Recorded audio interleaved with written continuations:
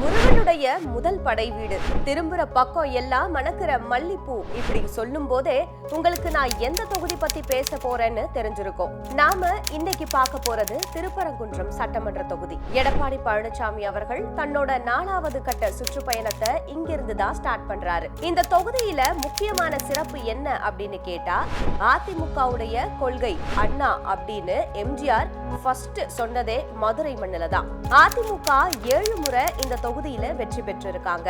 மெஜாரிட்டியா இருக்கிற முக்குளத்தோர், அதுக்கு அடுத்து சௌராஷ்டிரா மக்கள் தான் எலெக்ஷன்ல யாரு ஜெயிக்க போறாங்கங்கறத தீர்மானிக்கிறாங்க. பன்னாட்டு விமான நிலையம், மதுரை காமராஜர் பல்கலைக்கழகம், எல்காட் தொழில்நுட்ப பூங்கா, புதுசா அடிக்கல் நாட்டிருக்கிற எய்ம்ஸ் மருத்துவமனைன்னு இந்த தொகுதியில நிறைய ஐகானிக் இடங்கள் இருக்கு.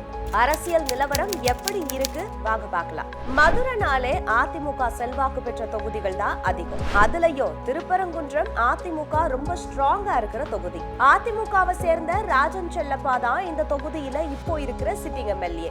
மேயரா இருந்து 2016 சட்டமன்ற தேர்தலில் வெற்றி பெற்று 10 வருஷமா எம்எல்ஏவா மதுரையில அதிமுகவோட முகமாவே இருக்கிறாரு ராஜன் செல்லப்பா. தன்னோட தனிப்பட்ட செயல்பாடுகள் மூலமா மக்களோட செல்வாக்கு பெற்ற ராஜன் செல்லப்பா கடந்த தேர்தல்ல 1 லட்சம் வாக்குகளுக்கு மேல வாங்கி வெற்றி பெற்றிருக்காரு. கட்சி பேதம் இல்லாம மக்களுக்கு ஒண்ணுனா இறங்கி செய்யறது, தொகுதி மக்கள் ரொம்ப எளிமையா இவரை சந்திச்சு தங்களுடைய பிரச்சனைகளை சொல்றதுன்னு களத்துல இறங்கி இவர் செயல்பட்டதுனால மக்கள் மத்தியில இவருக்கு நல்ல செல்வாக்கு இருக்கு. சரி, திமுக இந்த தொகுதிக்கு என்ன பண்ணிருக்காங்க? மதுரையில எந்த வளர்ச்சி திட்டங்களையும் திமுக செய்யல. எதிர்கட்சியான அதிமுக செய்யணும்னு நினைச்சாலும் திமுக அதை செய்ய விடாம தடுக்கிறாங்க.